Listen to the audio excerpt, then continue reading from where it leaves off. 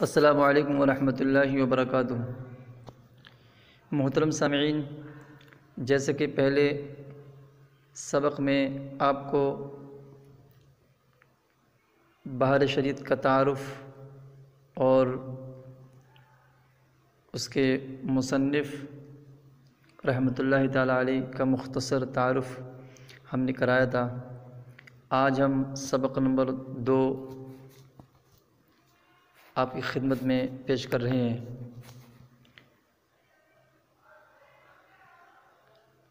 بہار شریعت کے پہلے حصے میں عقیدے کا بیان علامہ صدر الشریعہ نے کیا ہے، اور انہوں نے خود کہا ہے فقیر بارگاہ قادری ابو العلا امجد علی اعظمی قادری عرض کرتا ہے کہ زمانے کی حالت نے اس طرف متوجہ کیا کہ عوام بھائیوں کے لیے صحیح مسائل کا ایک سلسلہ عام فہم زبان میں لکھا جائے، جس میں ضروری روزمرہ کے مسائل ہوں، باوجود بے فرصتی اور بے مائگی کے توکلاً علی اللہ اس کام کو شروع کیا۔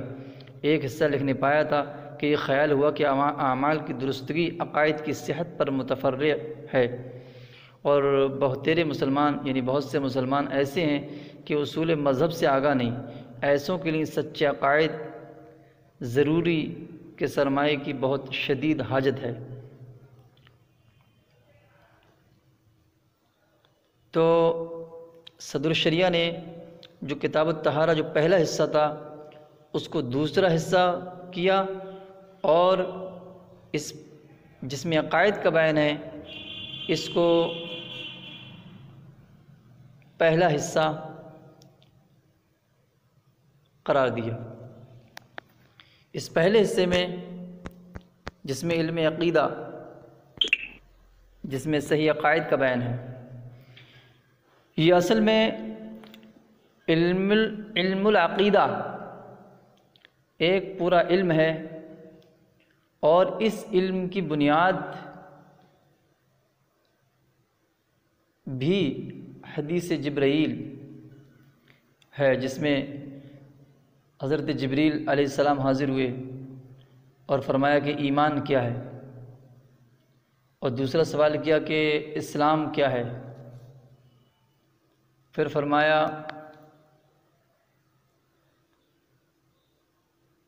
کہ احسان کیا ہے۔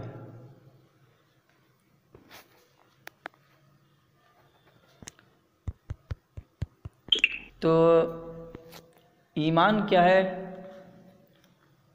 اسی سے علم العقیدہ وجود میں آیا ہے، جس کو علم التوحید بھی کہا جاتا ہے، جس کو علم کلام بھی کہا جاتا ہے۔ درس نظامی میں شرح العقائد کے نام سے ایک کتاب مستقل پڑھائی جاتی ہے۔ علم عقیدہ میں اور اس علم العقیدہ میں جن چیزوں کی بحث کی جاتی ہے اس میں ایمان باللہ، ایمان بالملائکہ، ایمان بالکتب، ایمان بالرسل، ایمان بالآخرت، قضاء و قدر کا بیان، بعث بعد الموت، امامت و خلافت کا بیان، عالم برزخ کا بیان، جنت و دوزخ کا بیان، اجنہ کا بیان۔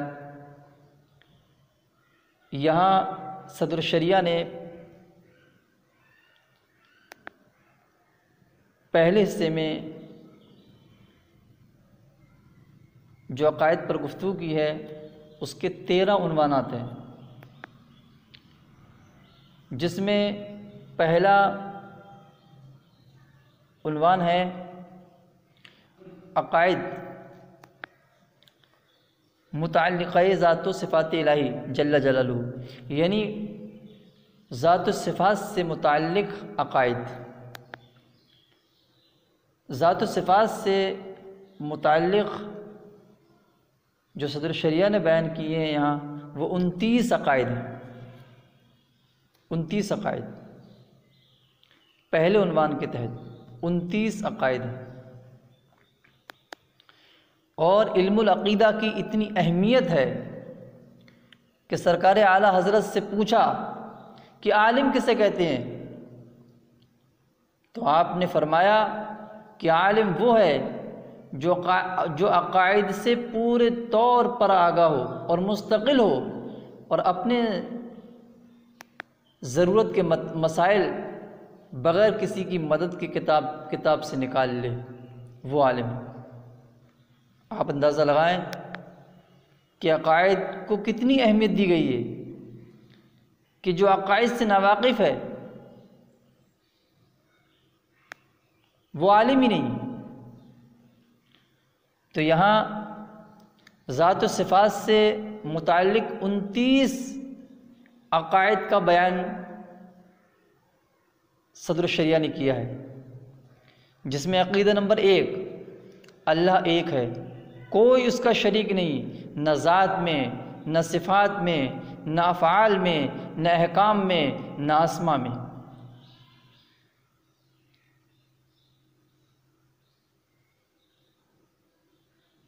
ذات میں اس کا شریک نہیں، ظاہر ہے، نہ صفات میں اس کا کوئی شریک ہے، یعنی جیسی اس کی صفات ہیں ویسی، جیسی اس کی صفات اس کے شان کے لائق ہیں ویسی صفات کسی دوسرے میں ماننا شرک ہے۔ جیسے اس کے افعال ہیں جو اس کے شان کے لائق ہیں ویسے کسی اور میں ماننا شرک ہے، نہ احکام میں نہ اسما میں اس کا کوئی شریک نہیں، نہ ذات میں، نہ صفات میں، نہ افعال میں۔ ایک صاحب نے مجھ سے دیوبندی اور سنی کے امتحان کی غرض سے مجھ سے پوچھا کہ حضور علیہ السلام اللہ تبارک و تعالی کے برابر ہیں یا ان سے بڑے ہیں؟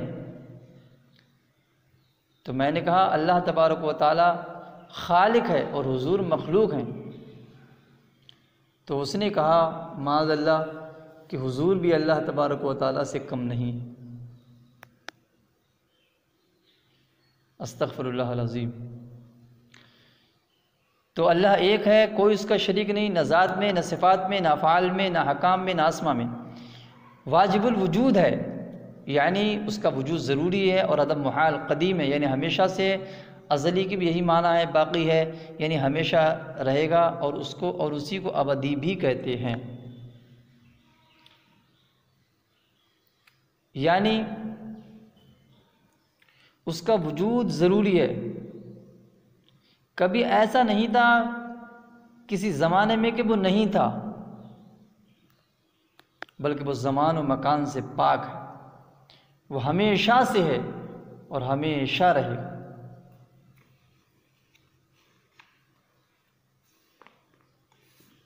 کیونکہ وہ محدث ہے، وہ سب چیز کا پیدا کرنے والا ہے، اور اگر کوئی ایسی چیز ہے کہ جس پر عدم طاری تھا، وہ محدث نہیں ہے بلکہ وہ محدث ہے، اس کو وجود میں لایا گیا ہے، اور جو وجود میں لایا ہے وہ واجب الوجود ہے، وہی اس کا مستحق ہے کہ اس کی عبادت و اس کی عبادت پرستش کی جائے، اسی کی پرستش کی جائے، یعنی عبادت کا مستحق وہی ہے، وہی اس کا مستحق ہے کہ اس کی عبادت و پرستش کی جائے۔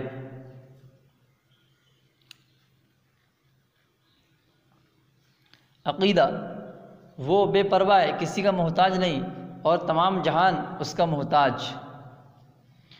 وہ بے پرواہ ہے، کسی کا محتاج نہیں، تمام جہان اس کا محتاج، تمام دنیا کو اس کی ضرورت ہے، اسے کسی کی ضرورت نہیں۔ عقیدہ، اس کی ذات۔ عقیدہ نمبر 3، اس کی ذات کا ادراک عقل المحال کی جو چیز سمجھ میں آتی ہے، عقل اس کو محیط ہوتی ہے، اس کو کوئی احاطہ نہیں کر سکتا، البتہ اس کے افعال کے ذریعے سے اجمالاً اس کی صفات، پھر ان صفات کے ذریعے سے معرفت ذات حاصل ہو جاتی ہے۔ تو اس صفات کے ذریعے سے معرفت ذات حاصل ہو جاتی ہے، لیکن ذات کا جاننا عقل المحال ہے کہ ہماری عقل اس کا احاطہ نہیں کر سکتی۔ عقیدہ اس کی صفتیں نہ عین ہے نہ غیر، یعنی صفات اسی ذات کا نام ہو ایسا نہیں، اور نہ اس سے کسی طرح کسی نحو وجود میں جدا ہو سکیں کہ نفس ذات کی مقتضی ہیں اور عین ذات کو لازم ہے۔ اس کی مثال یوں سمجھیں، جیسے پھول کی خوشبو ہوتی ہے کہ جس طریقے سے پھول کی خوشبو پھول سے جدا نہیں ہوتی،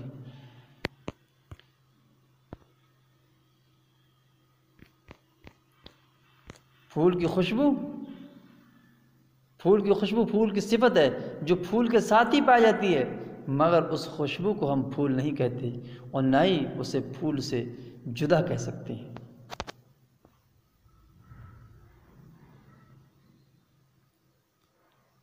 عقیدہ نمبر 4، جس طرح اس کی ذات قدیم ازلی ابدی ہے، صفات بھی قدیم ازلی ابدی ہیں۔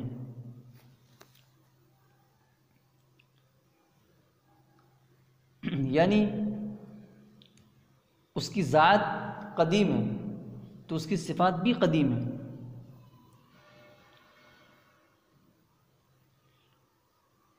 عقیدہ اس کی صفات نہ مخلوق ہیں نہ زیر قدرت داخل۔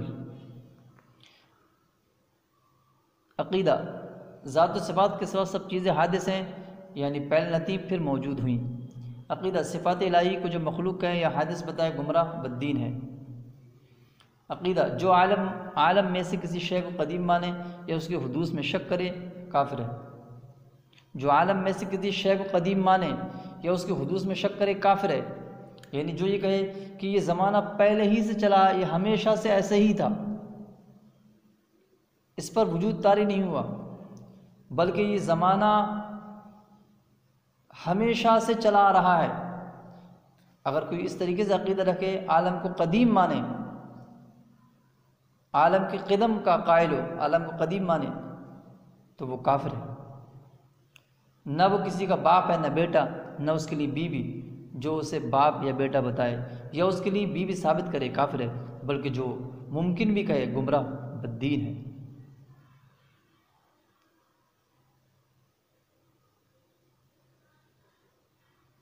جیسے بعض عیسائیوں نے تثلیث کا عقیدہ گڑھا اور 3 خدا مان لی، نہ وہ کسی کا باپ ہے نہ بیٹا، نہ اس کے لیے بیوی جو اسے باپ یا بیٹا بتائے یا اس کے لیے بیوی ثابت کرے کافر ہے۔ عقیدہ وہ حی ہے، یعنی وہ خود زندہ ہے اور سب کی زندگی اس کے ہاتھ میں، جسے جب چاہے زندہ کرے اور جب چاہے موت دے۔ عقیدہ وہ ہر ممکن پر قادر ہے، کوئی ممکن اس کی قدرت سے باہر نہیں۔ عقیدہ جو چیز محال ہے اللہ عز و جل اس سے پاک ہے کہ اس کی قدرت اس سے شامل ہو، کہ محال اسے کہتے ہیں جو موجود نہ ہو سکے، اور جب مقدور ہوگا تو موجود ہو سکے گا، پھر محال نہ رہا۔ تو یوں سمجھو کہ خدا کہ دوسرا خدا محال ہے، یعنی یہ نہیں ہو سکتا، تو اگر یہ زیر قدرت ہو تو موجود ہو سکے گا تو محال نہ رہا، اور اس کو محال نہ ماننا وحدانیت کا انکار ہے۔ یوں ہی فنائے باری محال ہے، اگر تحت قدرت ہو تو ممکن ہوگی، اور جس کی فنا ممکن ہو وہ خدا نہیں، تو ثابت ہوا کہ محال پر قدرت ماننا اللہ کی الوہیت سے ہی انکار کرنا ہے۔ تو پتہ چلا، اسی لیے ہم ترجمہ کرتے ہیں ان اللہ علی کل شیء قدیر، کہ اللہ تبارک و تعالی ہر ممکن چیز پر قادر ہے۔ وہ قادر ہے لیکن ہر ممکن چیز پر قادر ہے، محال تحت قدرت نہیں۔ عقیدہ ہر مقدور کے لیے ضروری نہیں کہ موجود ہو جائے، البتہ ممکن ہونا ضروری ہے اگرچہ کبھی موجود نہ ہو۔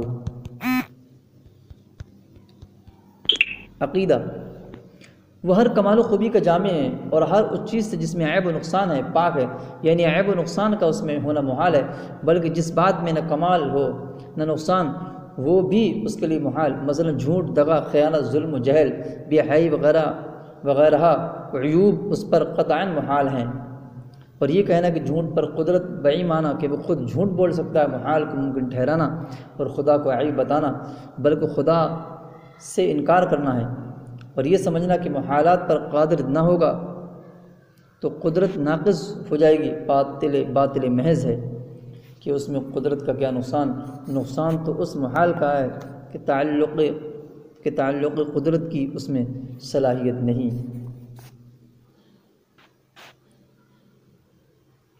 عقیدہ، حیات، قدرت، سننا، دیکھنا، کلام، علم، ارادہ اس کی صفات ذاتیہ ہیں، مگر کان، آنکھ، زبان سے اس کا سننا، دیکھنا، کلام کرنا نہیں کہ یہ سب اجسام ہیں، اور اجسام سے وہ پاک ہے۔ ہر پست سے پست آواز کو سنتا اور ہر باریک سے باریک کو خوردبین سے محسوس کہ خوردبین سے بھی محسوس نہ ہو۔ خوردبین کہتے ہیں جو جیسے چھوٹی چھوٹی چیزیں دیکھی جاتی ہیں، اس چیز سے بھی محسوس نہ ہو وہ دیکھتا ہے، بلکہ اس کا دیکھنا اور سننا انہی چیزوں پر منحصر نہیں، ہر موجود کو دیکھتا ہے اور ہر موجود کو سنتا ہے۔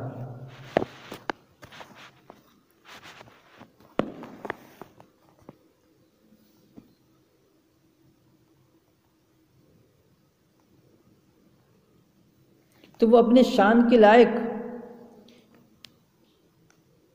اپنے شان کے مطابق وہ سنتا ہے اور دیکھتا ہے۔ تو وہ سننے میں کان کا محتاج نہیں، دیکھنے میں آنکھ کا محتاج نہیں۔ عقیدہ، مثل دیگر صفات کے کلام بھی قدیم ہے، حادث و مخلوق نہیں۔ جو قرآن کریم کو مخلوق مانے، ہمارے امام اعظم رحمۃ اللہ تعالیٰ علیہ نے اسے اور ائمہ و دیگر ائمہ رضی اللہ عنہم نے اسے کافر کہا ہے، بلکہ صحابہ رضی اللہ عنہم سے اس کی تکفیر ثابت ہے۔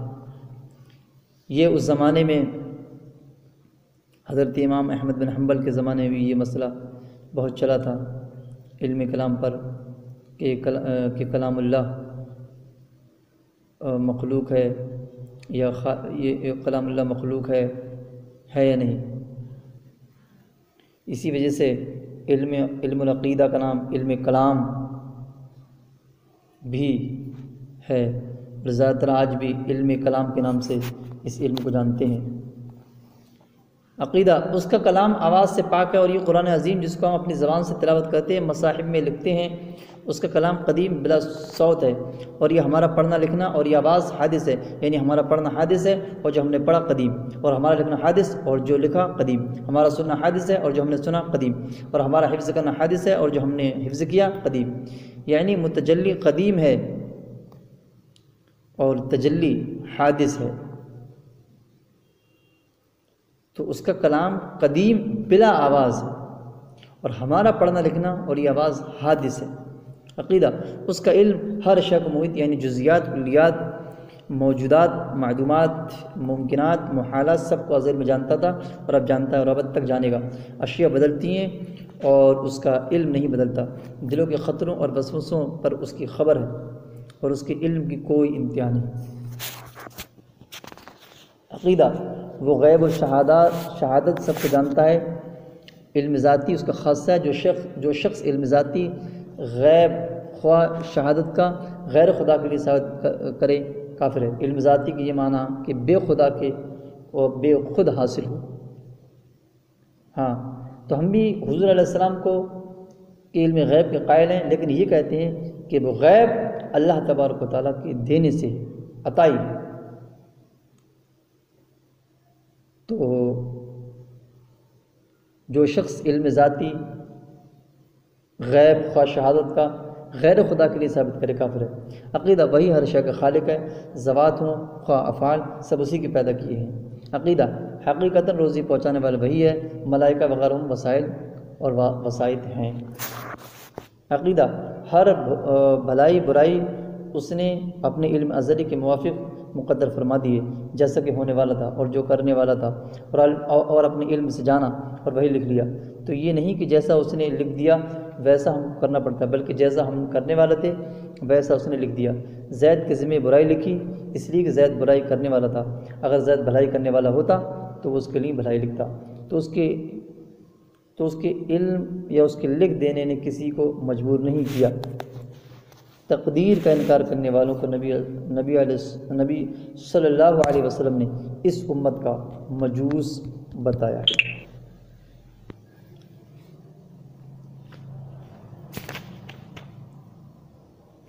تو آج ہم نے 29 عقائد میں سے چند عقائد کا بیان آپ کی خدمت میں پیش کیا۔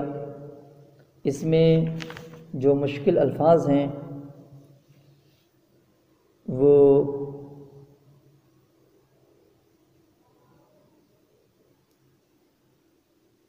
میں نے اس کی تشریح کرنے کی کوشش کی ہے۔